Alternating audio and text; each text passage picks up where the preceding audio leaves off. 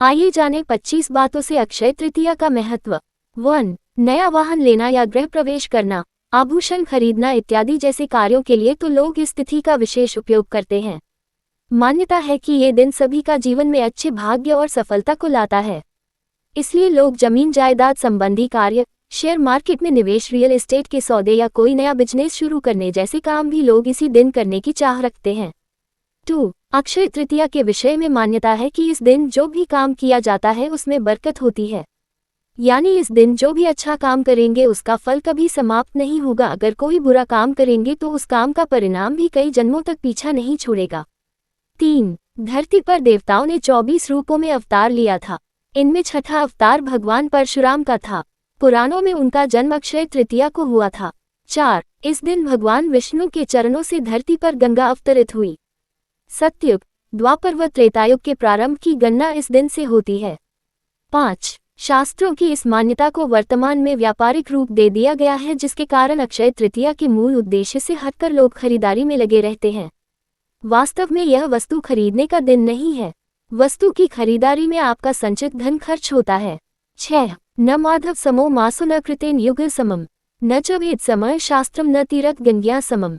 वैशाख के समान कोई मास नहीं है, सत्ययुग के समान कोई युग नहीं है, वेद के समान कोई शास्त्र नहीं है और गंगा जी के समान कोई तीर्थ नहीं है।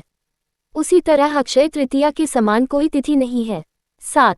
वैशाख मास की विशिष्टता इसमें आने वाली अक्षय तृतीया के कारण अक्षुण्ण हो जाती है। वैशाख मास की शुक्ल पक्ष तृतीया को मनाए जाने वाले इस पर्व का उल्लेख विष्णु धर्म सूत्र, मत्स्य पुराण, नारदीय पुराण तथा भविष्य पुराण आदि में मिलता है। 8. ये समय अपनी योग्यता को निखारने और अपनी क्षमता को बढ़ाने के लिए उत्तम है। 9. ये मुहूर्त अपने कर्मों को सही दिशा में प्रोत्साहित करने के लिए श्रेष्ठ माना जाता है। शायद यही मुख्य कारण है कि इस काल को दान इत्यादि के लिए सबसे अच्छा माना जाता है।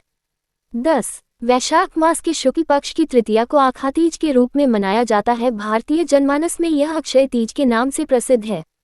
11. पुराणों के अनुसार इस दिन सूर्योदय से पूर्व उठकर स्नान, दान, जप, स्वाध्याय आदि करना शुभ फलदायी माना जाता है। इस तिथि में किए गए शुभ कर्म का फल क्षय नहीं होता है। इसको सतयुग के आरंभ की तिथि भी माना जाता है, इसलिए इसे कृतयुगादि तिथि भी कहते हैं। 12. यदि इसी दिन रविवार हो तो वह सर्वाधिक शुभ और पुण्यदायी होने के साथ साथ अक्षय प्रभाव रखने वाली भी हो जाती है। 13. मत्स्य पुराण के अनुसार अक्षय तृतीया के दिन अक्षत पुष्प दीप आदि द्वारा भगवान विष्णु की आराधना करने से विष्णु भगवान की विशेष कृपा प्राप्त होती है तथा संतान भी अक्षय बनी रहती है।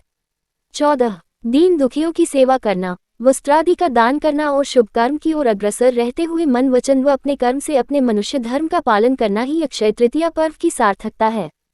15. कलियुग के नकारात्मक प्रभाव से बचने के लिए इस दिन भगवान विष्णु की उपासना करके दान अवश्य करना चाहिए। ऐसा करने से निश्चय ही अगले जन्म में समृद्धि, ऐश्वर्य व सुख की प्राप्ति होती है।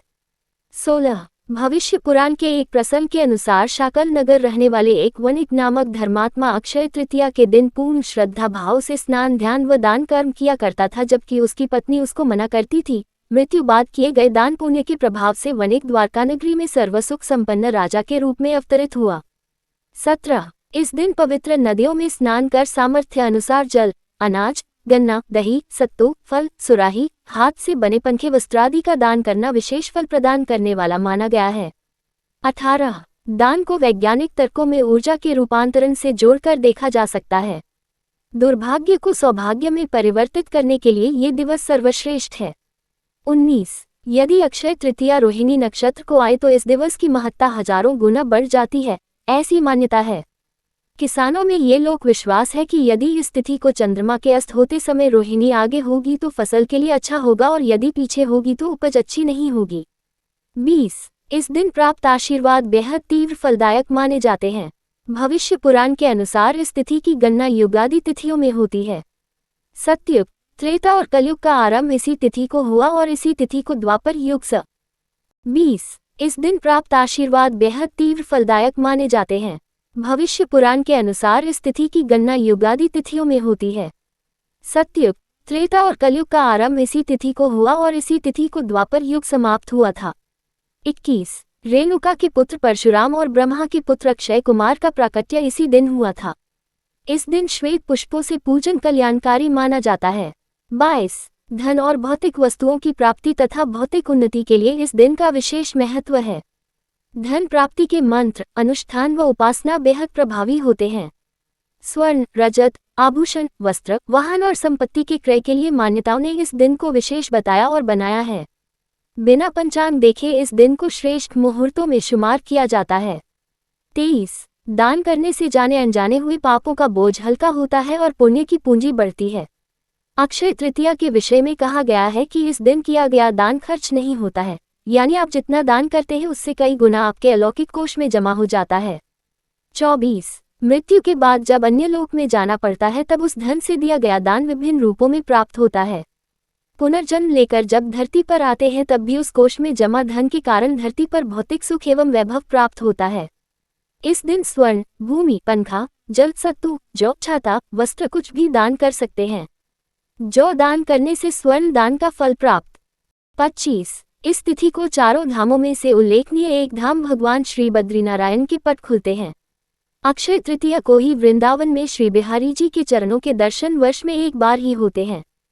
आशा है आपको यह वीडियो जरूर पसंद आई होगी। मुझे कोई गलती हो जाए तो क्षमा करना। इस दिन ज्यादा से ज्यादा हरे कृष्ण महामंत्र का जाप करना चाहिए। हरे कृष्णा कृष्णा कृष्णा हरे हरे, हरे राम राम राम हरे हरे। राधे राधे।